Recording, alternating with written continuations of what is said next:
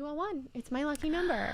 Let's do We're it starting then. at 201, of course. Yay. That doesn't Perfect. surprise me at all with having you here today because you're so tapped in. You're so, I mean, I'm already seeing your face shape shift. You're so ethereal and grounded at the same time. And you're such a wise sage. Someone that I really, really look up to. I'm so happy that you're here. Thank you. Thank you for having me. I feel like a bit, obviously we don't know each other, but I found myself even on the drive getting a bit even emotional, and even in this moment that like flutter in the heart of like, you know, of like homes that aren't home. Mm-hmm. Well, you say we don't know each other, but like, I feel like we know each other on other realms. Yeah. And of course, from following each other's work, and I follow you so closely. I love seeing everything that you're up to. So I feel like I know you. Yeah, definitely. I'm so happy. It just feels like hanging out with a friend. Yeah. But also getting lost in your magnetic eyes. Oh, it's really beautiful. You're so sweet. Thank you. So are you. I'm just so happy to have you here. So tell our listeners just a little bit about who you are, what you do for anyone who might not know. Wonderful. Well, my name's Jessica Stone. I guess what people most know me as is I am a channel, and theoretically we're all channels. But I work with higher vibrational energy. I call it from bright earth heaven, where in kind of my process, most of us, I believe, exist and are, you know, sending this energy here. So beyond that, though, let's say I have a tarot deck that is really special just to help tap into intuition. I love to teach. I love to share information. I guess a lot of people know me as like someone who leads meditation too. So just all things, you know, I don't want to call it self-awareness, but all things of deeper understanding, deeper truth within yourself, whatever that truth looks like. So beautiful. Yeah. So I'm pretty sure that everybody listening definitely knows what a channel is. I mean, hello, this is the Balance Wand podcast. Place. I was like, this is so easy. It's not going to have to be like explaining the basics. Exactly. But the one thing that we will explain, just in case there's any new listeners here, what is a channel? A channel is, well, let's get into channeling first. A channel is a place that, you know, receives water or information, whatever, you know, the definition of a channel is. So all of us are channels in a sense. We're channeling what our teachers have taught us, what the billboards driving over to your office today, what the latest trends are. And so that's usually how we channel. We're all receiving and giving information and deciding what feels good to us and sending it out, what matches our vibration of our current state. Channeling, working with higher frequencies or frequencies outside of this realm, is basically just dropping yourself into a more meditative state, allowing yourself to open up, allowing your perspective to widen. And it's not that this stuff isn't always here. It's just allowing your perception to be able to read it. How I channel is it looks more like coding, more like wavelength. I know some people channel actually hearing things, or, you know, get visual imprints. Mine is like, how to describe it? Like, just reading music in a sense without any tone. Yeah. Wow. And how did you first realize that you were a channel? You know, I think I was thinking about this the other day because I didn't come out with saying I was a channel up until a few years ago. And I find it so fascinating how this information I didn't want to share, and how once you do, it's okay. But since I was a child, I've been channeling, and let's call it like loose, not knowing what I was doing. I think like so many children. And I grew up in Texas where, you know, religion was more comfortable. Talking to God was more comfortable. So there was that comfort space. But, you know, probably when I was 12 years old, I really started going into talking to the guide group I mainly work with. I call them HR, higher resource. And, you know, there are some teachers, some mentors, some TAs from Bright Earth, a dimension that they explain a lot of us reside in when we're not experiencing life here in this space. So just started working with them in an own personal way.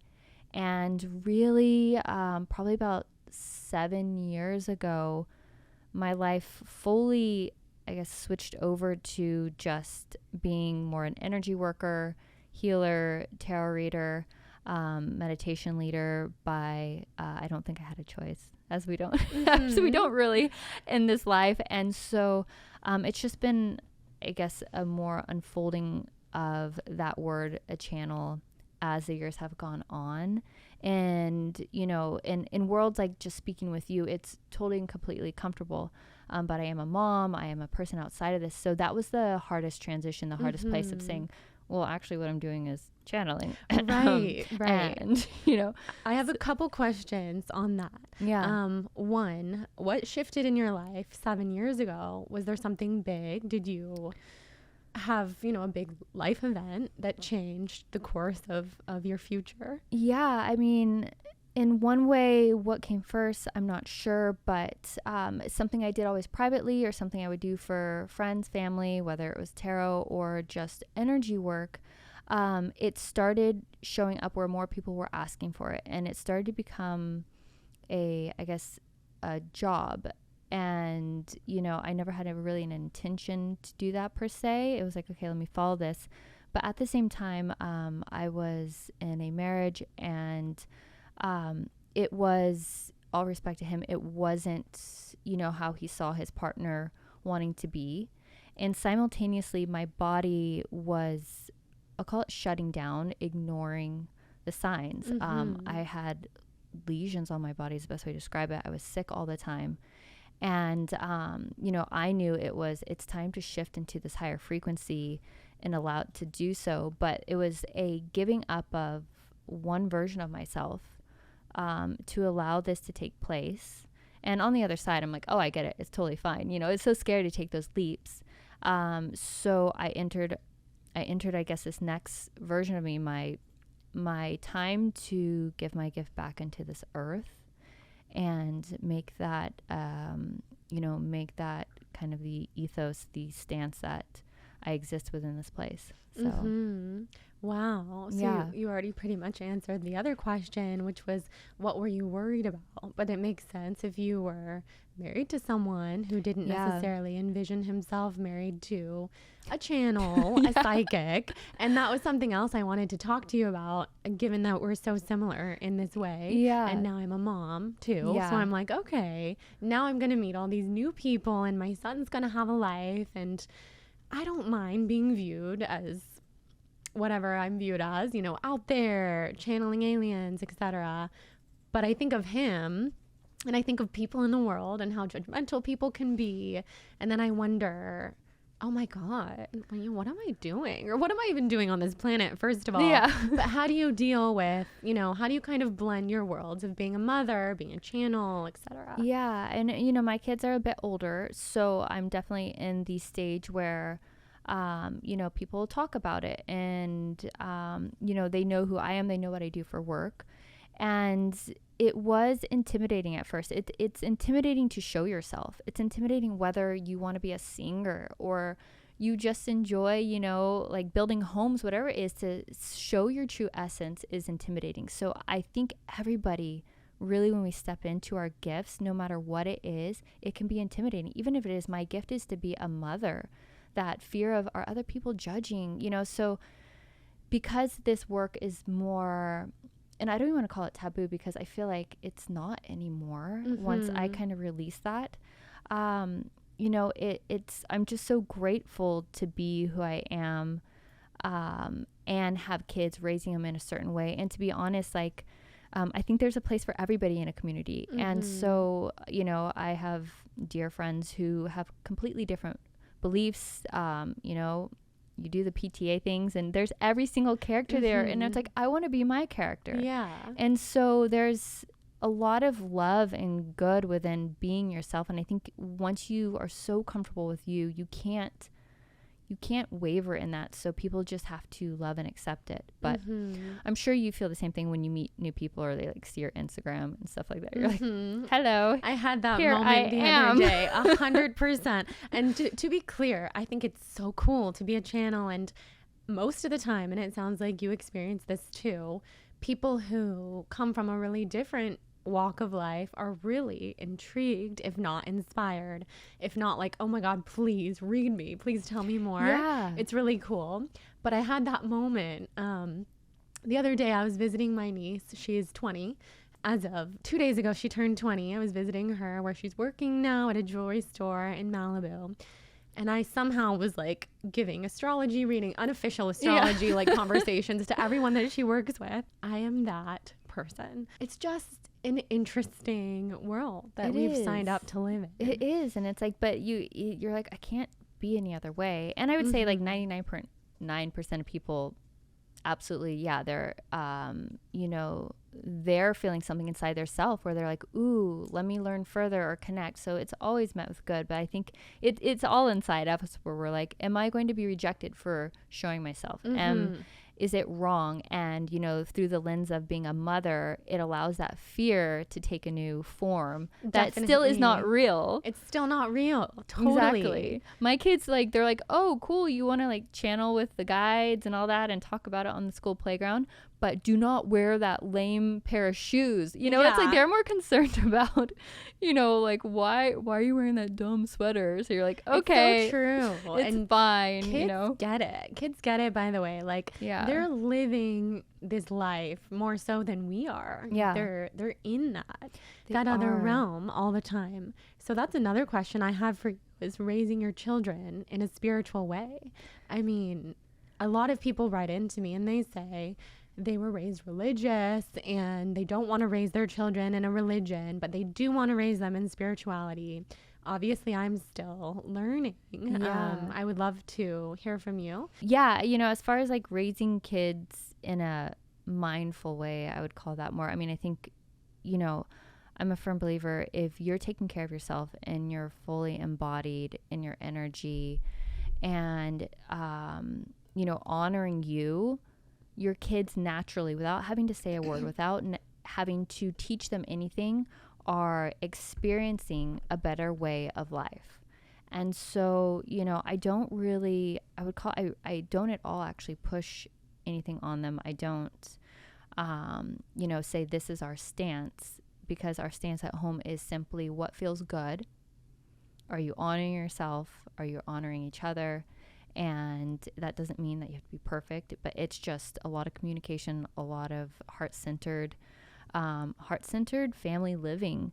And so if that's spirituality, because it definitely came from me making peace with, being connected to a larger purpose, being connected to the other side, then that's okay. But whatever they decide or want to be is, I guess, in our practice, completely okay, as long as it feels good in their center. That's such a good tip, because it's really not about raising them spiritually, quote unquote. It's just about being who you are, showing up and giving them all of you and letting them be all of who they are, rather than getting so caught up in like, am I doing this right? Is this spiritual enough, or is this heart-centered enough?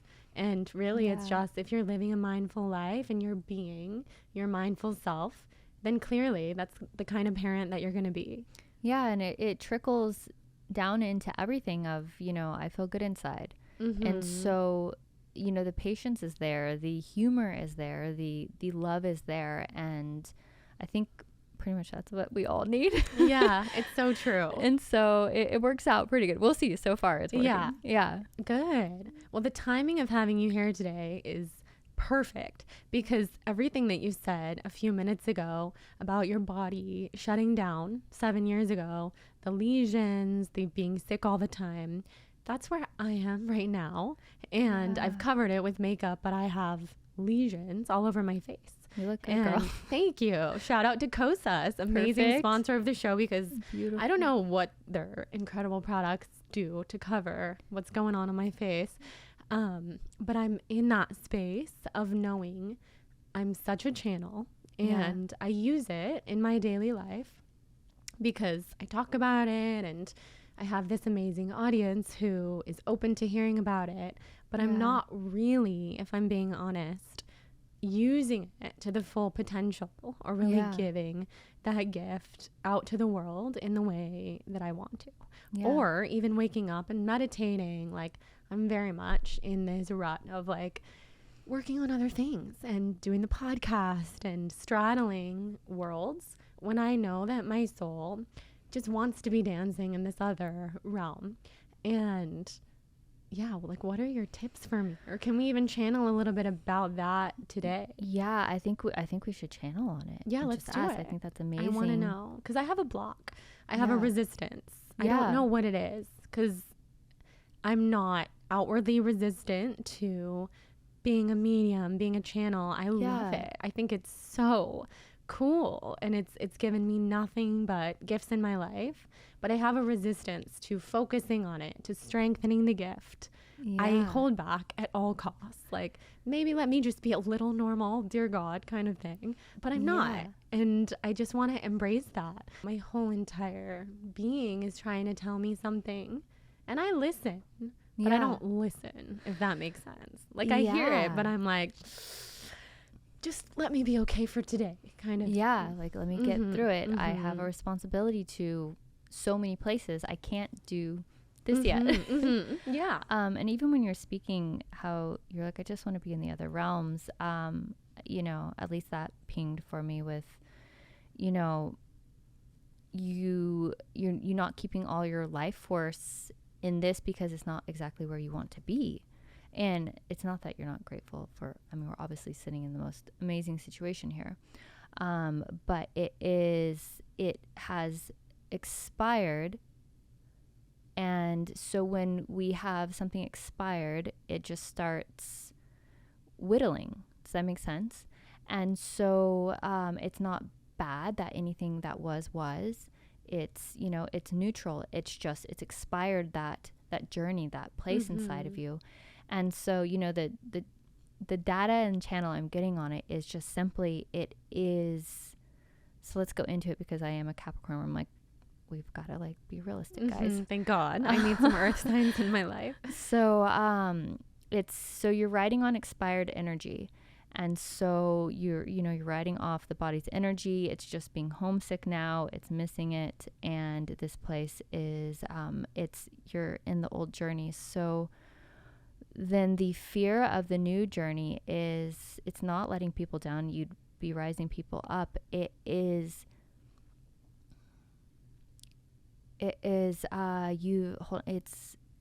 showing it's, you've grown up, you know too much. And so the journey, the entering the next one, the place of becoming the next version, you are intimidated by, I guess we'll call it like the death of what's happening now. And this next place is simply, what it looks like is you having to take the pause and the silence before it rises again. And so there's a secondary thing going on in your mind saying, I don't pause. So the actual lesson will be in the pause, to remember to pause, because this, you know, it's all happening simultaneously. But this next version, there is no choice into it. So you are just, we'll call it, I'll be hard on you, you're wasting time right now. And it's driving, it's creating madness. Madness in your frequency space.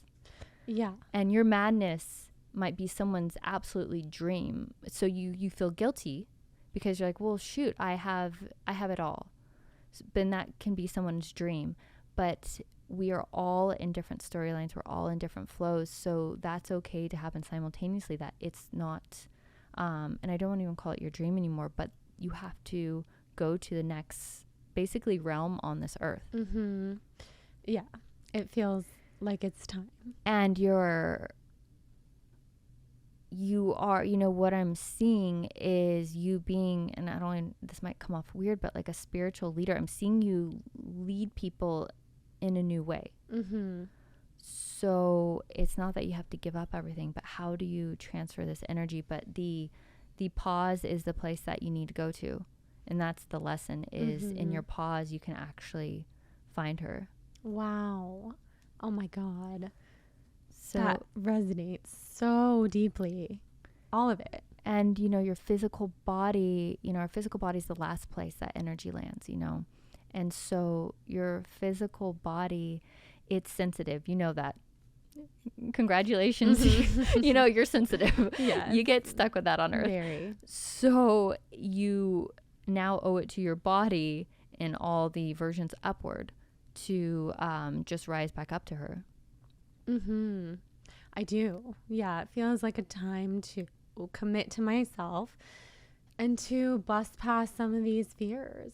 Yeah. The expired energy is so real. I mean, I keep having this feeling and this similar download of like, okay, I started a podcast almost 8 years ago. Wow. And now, and a blog 11 years ago today.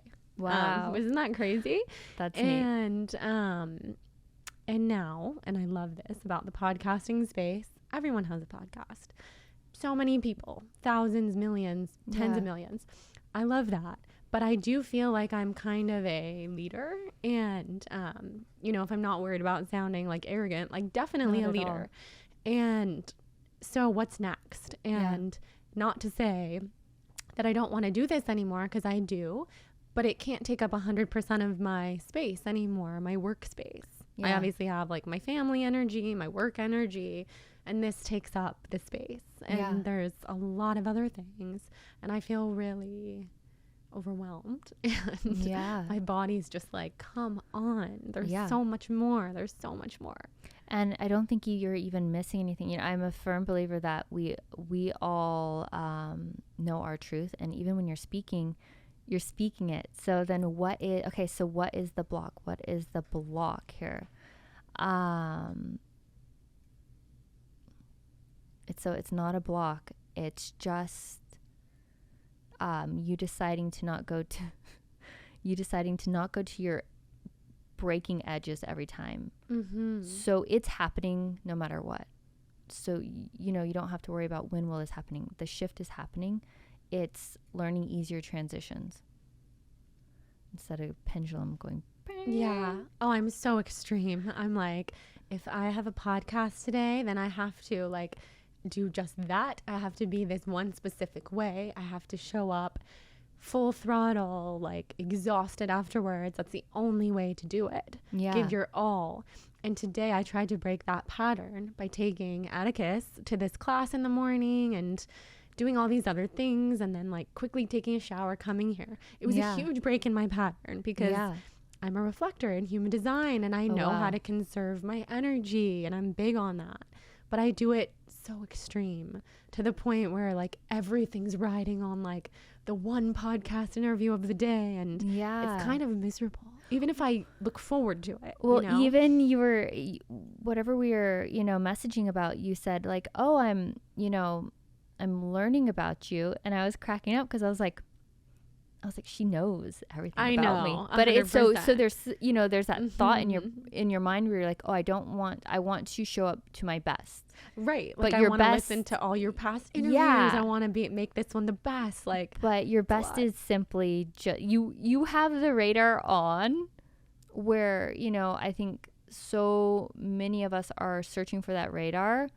So you're done. Mm-hmm. You're done. Mm-hmm. You just have to show up in life now. Totally. You don't need to research anything. Yeah, you're so right. Wing everything. Yeah, that gives me so much peace. Even on the way over here, my affirmation to myself was, I'm living my dream life.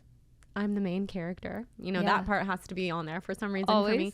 But also, I'm living my dream life. Like, why not let everything be fun? Yeah. It's crazy that I make everything not fun because of the pressure, the self-pressure. Yeah. When I can't imagine a life that I would rather be living. Yeah. And that's the thing is no one else is asking for you to, make it unfun. No, it's just me. It's just me thinking about like the pressure, the negativity that I will experience and hear from people. Yeah. It's so hard. But that just comes with life. And I know it comes with everything in life. I definitely get excited when there's, beyond the kids is a different story because it's so sensitive. But I get excited when it's in my own job. And what I guess I give out to this earth is there's negativity because it's gaining enough frequency to where it starts having its own orbit, and there always has to be shadow and light. And I'm like, oh my God, it's gotten to the point of like, you don't want everything to be positive and agreeable, because then you're only, you know, like orbiting halfway. Yeah. So when the orbit of whatever you're creating, its frequency gets so big, it has negativity and like judgment and complete opposite side. You're like, oh, I just created a little planet. Yeah. And so it's like, yes, doesn't feel good. Gotta go see my therapist and like cry in a corner. But yay, I did it, you know? Well, in that case, I've created many planets because so much of what I've said and done in my career is met with like the amazing community people who are listening today, who resonate with us, who love this, who are given more permission to be who they are because of us talking about who we are. And then there's the people who every day, all over TikTok, all over Instagram, she's crazy, she's schizophrenic, she's dangerous. And I'm like, what? Excuse me, like sometimes, and I don't respond as like a general rule to myself, because I've learned that the hard way in the last 11 years. What is so dangerous about this? I don't know. Yeah, but well, and it's interesting you activate people in that way. It's inspiring that you are that comfortable to activate people to the words of schizophrenia. I know. And you know, what's wrong with schizophrenic people? That's really messed up of people to say, honestly, because truthfully, they are in a different stream of consciousness, that their brain isn't like the norm. And, you know, either one, we should be paying attention to what information they're flowing through. Crazy. You know, I love this one, and I think it's a big motivation for me always to become successful is, I don't know where I read it, and I'm probably going to, you know, butcher it. But it's like you know, what's the difference between someone standing on the side of the road screaming things or, you know, the CEO and it's like $1 million or something, you know, where it is, it's like, you know, we need to think differently, or we don't even need to. We're allowed to. We can do whatever we want here. Yes. And I agree with you. I admire people who other people think have lost their minds because they've tapped into something. And yes, it can cause them a lot of hardship. And sometimes it goes a direction that's really sad. But we should be paying attention to them. And we should be supporting them. Absolutely. Saying, you know, so I know that's a different segue. And you obviously it's obviously people are just bullying. That's not true about you. But even to, you know, it's just mean. It's just mean. It's like, this is offensive on so many levels, not necessarily to me, but why are you so mean? It does make me sad about the world, and it has caused me to retreat at times and not want to share my gifts. I kind of stopped channeling the Pleiadians a while ago. Not stop channeling them. Whoa, I did not mean to say that. Stop sharing it. I stopped doing like Instagram lives channeling the Pleiadians, which brings me to my next topic. And also, everyone listening, I'm doing it again publicly. Like, there is nothing to hide, and I don't care about the TikTok trolls. I really could care less. But what are your thoughts on star seeds and that type of like fifth dimensional consciousness? I love all this because, and this is one thing I was excited about, because when I hear you speak, when I hear you talk about things, it's cool to meet people from other places up there. Is that how you describe it? Sometimes when I'm channeling people, I can tell they're Pleiadians. I don't know much about it, but I give them that info. You know, star seeds, I don't know if I would even like, I don't want to speak on something that I'm not sure. Like, what was your definition of a star seed? I mean, I think we're all star seeds in a way, and that we are all from somewhere else in the cosmos, even if we're here now. So parallel universes, past lives, pieces of our souls, our higher self are definitely up in the star systems. Maybe not all of us. Maybe some people are more earth people, forest people, water people, crystal people, elf people, all that kind of stuff. But those of us who have some kind of ties to the star systems, it's a lot of us, you know, if not everybody at some point in time in history. So in that case, the star seeds are just, there's so many different systems. There's the Pleiades star constellation, so the Pleiadians. There's Andromedan, Venusian, Venus. I love all this. So many others. And this information is so helpful. This information is good because self-awareness, again, getting to understand self, even further, having that comfort of, you know, I think I was speaking on this morning meditation, you're not alone, is so helpful. And, you know, just as, you know, when people listen to this, we won't be there anymore, but it will be real. It'll be energy to them. But we will be, I don't know how long it takes for the podcast to come out, but we will be somewhere else at that point. You know, how it's always explained in channeling from my guides is that this is just a broadcast and, you know, into this moment. So we're not even technically here. And so, you know, again, be whatever you want here. Yes. And time doesn't exist. No. I mean, that's what the Pleiadians say too. If you read some of the books that are written in Pleiadian consciousness, that's exactly what they say. Is exactly what your guides told you about time, which is that, like, when people are listening to this, hello, everybody listening, this is your now. This is your now. So we're there in your now with you. Although whatever you and I are doing, probably 3 or 4 weeks from now, who knows? You know, maybe we'll be in a different country. Maybe we'll just be off with our kids. Who knows what we'll be doing? But we're going to be here in this room and in people's ears. We're going to be all over the place. Yeah. It's incredible. And, you know, I think as far as how you're speaking of past lives and all those, you know, when people ask like, what, you know, I want to know about my other lives in different realms or past lives, you know, a simple way to always think about it is just get to know yourself right here in this moment. You are always you. That is the one common denominator. And so, you know, fix what is bothering you. Fix that fear in this life. Like, explore it, get to know it, and it will fix every single other life. They're just reflections of what we need to know right now. And if you want to know, you know, what you're up to in another existence, get to know yourself here. And it's really this place of, you know, the best way to take care of kids, you know, our society, other realms, past lives, future lives, is just take care of yourself in this moment and be honest in that, you know, that space inside of us that leads and guides us through this life. I love that. That's the best tip. And something I really wanted to know from you, you have some kind of Harvard degree, right? Like a Harvard something. So it's a certification program I did through them for Psychedelic Assisted Therapies. Oh, tell us It's not more. legal in California though. And I would never want to take a Harvard put on the program, but I am not a college student. Did you go to college? I went to like an art school, like that type of thing. Love it. So I would definitely want to say I would never want to take away. Yes, Harvard put it on, but I in no way, shape, or form put in the diligence that people do at Harvard. Oh yeah, you're not walking around saying like I have a master's in whatever from Harvard. But it was incredible. They put it on. The program is and incredible. The teachers were. Oh my, I mean, they were like some of my idols. And so it's for psychedelic assisted therapies. Again, down the road, I'm sure it'll be legal, but not for someone like me. So yeah, it was really eye-opening. You know, psychedelics have personally helped me so much through, speaking of like sickness and stuff like that. I got really sick a couple of years ago. My stomach was bleeding and I went to every doctor ever. There was no answers. It was getting nowhere. To where, you know, it kind of gets silly where you just do another test, test.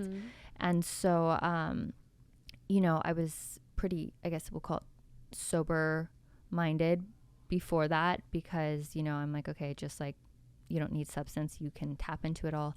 But I did go the route of psychedelics and I had a miracle situation where I healed my stomach. I learned where it was coming from and all that happened in that type of, you know, that type of environment. So it can completely change my mind. So that's why I did the course. And it was fascinating to learn even my own stigma of, you know, psychedelics, how the research has been there since the 60s. And this has all been proven, the war on drugs, you know, yada, yada, yada, like shut it all down. But it's basically right now, like, antidepressants aren't working on a larger scale. There's so many things that there needs to be a paradigm shift. And so it really opened up my eyes and my own judgment to a world that I'm totally open to, but still have that like low-key judgment on. Yeah. I mean, you're speaking my language because psychedelics have been the hugest healer for me Yeah. on the autoimmune journey. Oh, yeah. And also, yeah, I mean, I grew up with a boyfriend when I was younger who was a heroin addict, and I swore off everything. Like, never will I do a drug, you know, cleanest person. And then here I am doing ayahuasca and psilocybin and ketamine therapy, and it has changed my life completely. So what was your, I mean, if you're willing to talk more about your experience with healing. I did a MDMA psilocybin combo, 3 sessions, self-induced. Self-guided? Self-guided. Oh, cool. Yeah. And, you know, I guess what's happening is you have, you know, you see things from a different perspective. You can actually feel things where you have, you know, trauma and have blocked it off. So you can actually work through it and heal the body. And, you know, we all have those knowings of like something feels off there, or I think something weird happened, but your brain doesn't let you see it. So it allows that time and place to see it, work through it in a non-scary way and get to the other side. And, you know, the guides that were working with me on it, they explained different ways to take care of my body and treat it differently. And it might sound so simple, but to understand it on every fiber of your being, I think is what the biggest takeaway from psychedelics I have experienced. That's amazing. Yeah. And so did any like repressed memories come up? I would say like, you know, I'm a huge fan of like talk therapy. I'm a huge fan of obviously energy work. It was all there, but to look at it, it was like almost like having to control the thought. Does that make sense?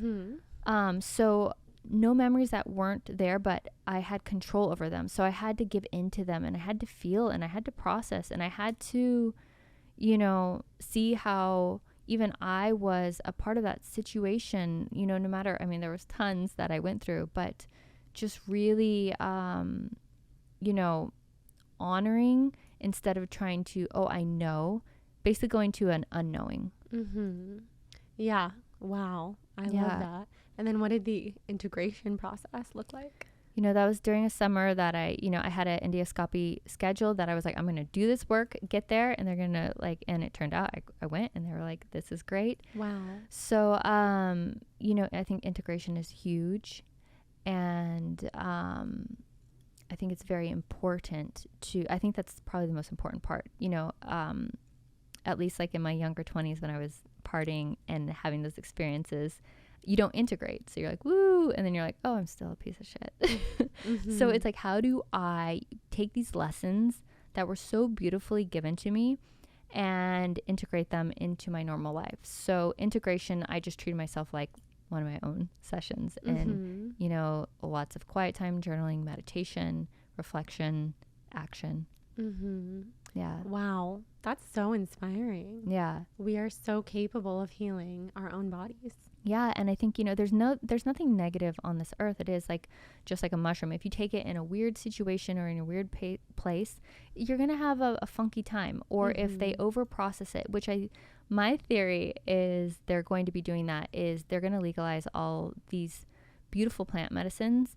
And just as a long time ago, you know, I don't know, like what's like, you know, what is, I'm blanking on the word. Hold on, let me think. Like, you know how like Tylenol way back in the day and like all these things, they came from a natural substance. I'm pretty sure what will happen now is because they're having to legalize all these things, they're just going to pretty much, you know, cross it with things until it becomes, it's the energy that is actually healing. It's not the substance. Exactly. You know, so honoring the energy of it. So like I was saying, like the, you know, mushrooms in a party situation won't bring you maybe anything, but in a very honorable way, and really taking the time and meeting with them, that you'll have the most amazing experience. And so, you know, who knows what will happen with psychedelics in the future, but my intuition says, just as all other things that were pure, it will turn into to where it's like something you buy on the shelf and it'll lose its essence and it won't work anymore. Yeah, it's all about the intention. Yeah. I totally agree. my husband was just showing me last night, because we're super holistic, like to the max. Yeah. But I've been getting these horrible headaches. So I had Tylenol laying around and Advil. And he saw something on TikTok and he opened up the label, like the back part of the label on the Tylenol. And it was like red dye 40 and aluminum. And he threw it away, like, this is the last thing I need to be putting in my body right now when so much other stuff is going on. Yeah. And I completely agree with you that could happen in the future with legalizing psychedelics. And we just have to continue to remain very mindful about the sources. Yeah. And that's what I tell people when they ask me, where can I get mushrooms or psilocybin or sit with a shaman for ayahuasca? And I always just say, make sure you trust where you're going and who you're getting it from, because the purity is, the medicine. Yeah, definitely. And, again, like you can find that purity, you can find medicine. I think there are certain things where it changes, our neuroplasticity in our brain where it is helpful, but you can find medicine in a hug, in a smile, in a deep conversation. Yeah. And sitting with a tree. So you don't have to do anything extreme. If there's repressed places or places that, are not willing to be able to look at, then I think it's very beneficial. But if you're someone out there who's like, I don't know if that's for me, but man, I know I need something, sit with a tree for 8 hours, because you're going to be under the medicine for that long anyways. Just see if you can sit with a tree and see what comes up, and you will have a whole year of integration to do from that. Yeah, that's so true. That is the best advice. Yeah. Wow. So what does your daily channeling practice look like with your guides? The time I spend in my own, I guess, time and space is I wake up just really early and I do my own meditations, and whatever flows through, I set a theme and intention for the day. And I'm very much present here. I don't do anything that I'm not aware of, because I think a lot of my stresses came from, how did I get here? Or why am I doing this? And so really just in the morning, very deeply checking with self, checking with my guide, checking with my energy, and learning what is my path for the moment and following that. And that's pretty much all I do. I mean, I'm mostly doing a lot of work for other people if I have sessions. So I get to witness a lot of really crazy miracles, which is special. But, we don't need much. I have my few minutes in the day, and I know what that frequency feels like, and I do not waver from it. And so I'm comfortable in my life. Mm-hmm. And what do sessions with you look like? They, they are either virtual or in person. And I just tap into the energy of another person. And we go into it. We tap into their guides, depending on what they want to work on. Or my favorite is just, hey, come in. I don't know anything about you, and what shows up needs to show up. And trusting the medicine of channeling. And so it's like an intimate moment with another human, if the best way to describe it. And what that looks like, just like any intimacy, it can look different in so many ways. It is all of its own, sweet little caring container of just being seen in truth, and making usually micro adjustments to honor what's next. Mm-hmm. And do people see you ongoing, or is it like a one-time reading? This is my ideal, so everyone's different. My ideal would be probably people, once they get to a grounding space within themselves, once a year, tapping into that place, just like how my thoughts are on psychedelics or anything like that. Some people, they do need a minute to drop into kind of finding their center if they're off kiltered.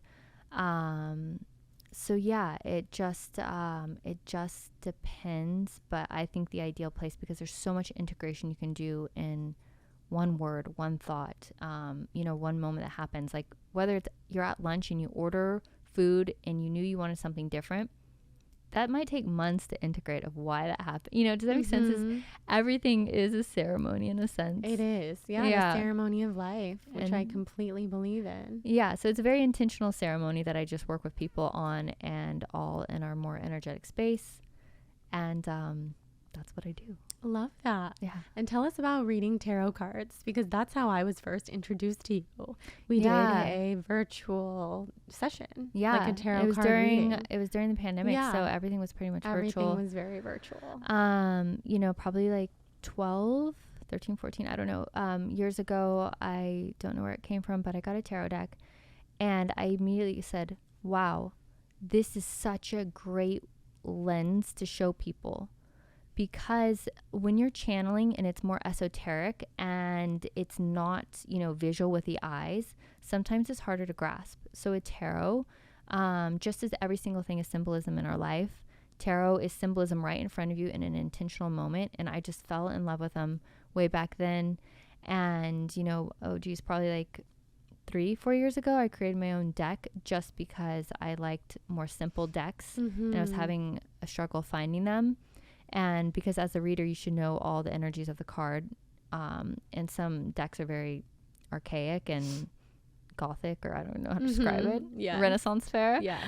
So yeah, I just created a very simple deck that it's the energy of it rather than look at this visual and try to pick a color or a symbol from it that matters. It's reading. It's you know, intuitive tarot. So yeah, I love it. I pull from it all the time. Aww, I was gonna bring it today so that we could each pull one, and that would be like the theme of this episode. But of course, you know, I'm a Libra. I ran out the door being such an air sign, like with nothing. But it's the intention. I think everybody at home listening, if they have a tarot deck or any type of deck, just pull something today and you'll be amazed at how it will influence your life. And even the act of saying, I have time for myself, the act of saying, I'm going to reflect is so important. We are that kind of pulled away from, you know, I guess the silence of self, that it doesn't even matter if you're like, I don't know what this means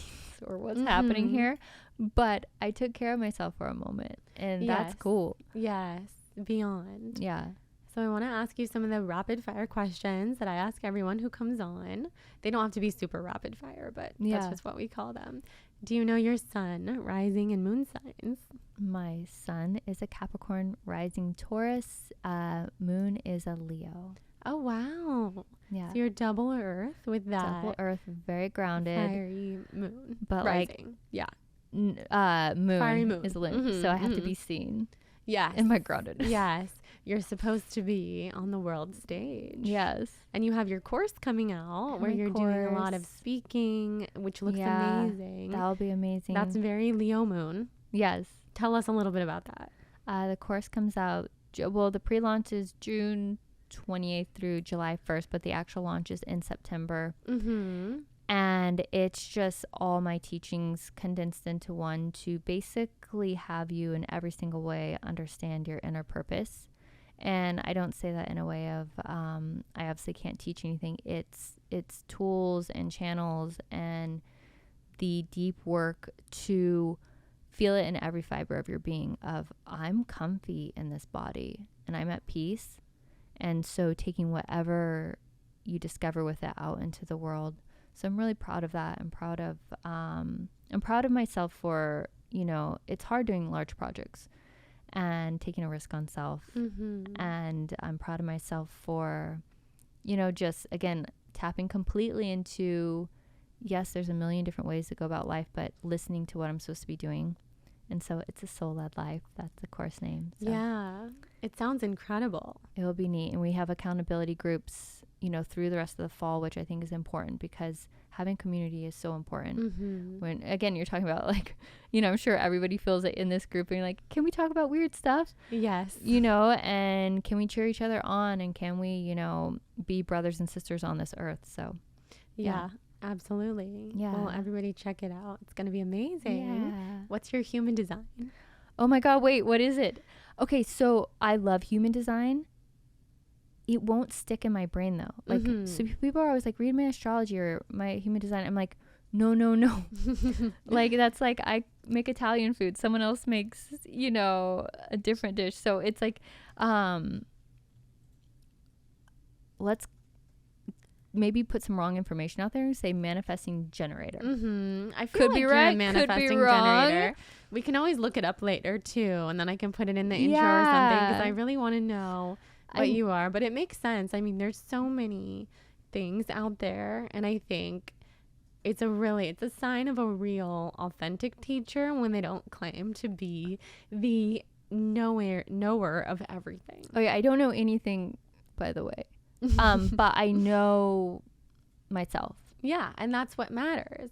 Yeah. Well, that's beautiful. Okay, so potentially manifesting generator. Potential. If you could be in a room with 3 people, living or dead, who would they be? Ooh, let's see. Elon Musk comes to mind first. I find him fascinating. And then my 2 kids. Oh, that combo. That's so fun. Why not? Yeah, why not? What a cool combo. Yeah. What are your tips for cultivating friendships? Because I know you have incredible women in your life. Some of them have been on this podcast. Some of your close friends. What are your tips? My tips for, cultivating friendships are find friends that are in the season you're at. And it's okay to then, evolve out of friendships, or cultivate new ones. It's not a fixed place. So I think we have a lot of heartache when we try to hold on to something deeply. And so to let it be like water, let it be fluid, and, let friends, even if you're like, I'm in the place where I can't meet friends, literally, then you're like, okay, I know what type of friends I need to meet. The other people will be like, let me just get my footing in friendship. Yeah. Or, I want friends that inspire me, or I want friends that need low maintenance. Wherever you are, there's a lot of people on the earth. You can find people that are in your same wavelength, but it's like when we try to like make something that's not there or interject where it's just not flowing, that's when we tend to get hurt in friendships, I believe. Yeah, that's so true. What's your archetype? Because you have your archetype quiz. I told you that I took it, and I'm an empath. Yes. But I think I'm a little bit of everything, truthfully, like depending on the day. But what's your archetype? It's sage. That's my, I guess, soul frequency. It's like my purpose. My human is like feral teenager. So I love that. Yeah. You definitely have teenager vibes. I definitely have like teenage young soul. vibes. I was like, this was a weird vessel to pick. Like definitely, it's an interesting life. Yeah, absolutely. It's an interesting life. Yeah. And what would be your tips for everyone listening to live a more soul-led life? Ooh, let's see. Spend time with yourself. Invest in yourself. Invest in the silence. Invest in that time within you. And we always know our purpose. So listen to what you're actually saying. That is true. Listen to yourself. Look at your environment. That is true. So just having that awareness and having the time to sit quietly in it and understand what it's giving you, because everything is a lesson. And is it the lesson you want today? And if not, time to move on or shuffle sideways. Exactly. Love that so much. Oh my God, I could talk to you forever. I feel like you got to come back on, because there's so much even more beneath this conversation that we could continue into. Yeah. And your face is shape-shifting like crazy right What is now. that? Like you look like a different person suddenly. I see people's faces shapeshift. Yeah. And so when they come on the show, especially because we're having these deep conversations, we're under the lights, I can see everything from past lives to guides, parallel lives, animal spirit guides, especially when people have done a lot of work on themselves.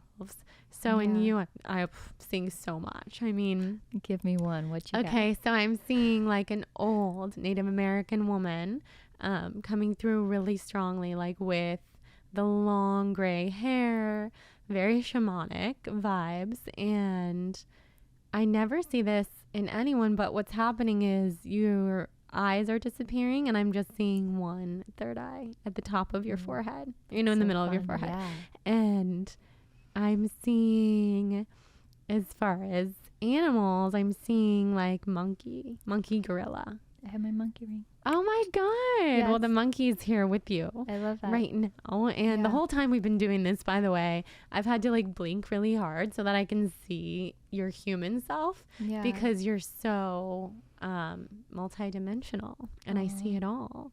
Thank It's you. really beautiful. And that means that you have really open veils and a really open heart. Thank you for saying those things. You know, to be honest, we need you here on this earth. We need your gift. And, you know, you're just speaking what comes natural, but that means a lot that you just gave me that. So just remembering how needed you are and how to not second guess that.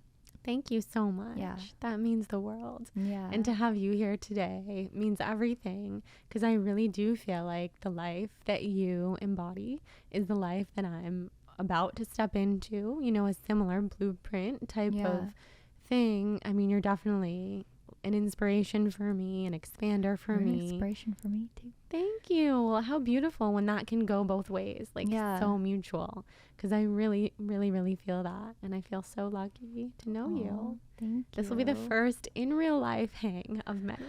Yay. In our physical bodies. Yeah, in our physical bodies. At least I try to be in my physical body. I'm literally like everywhere.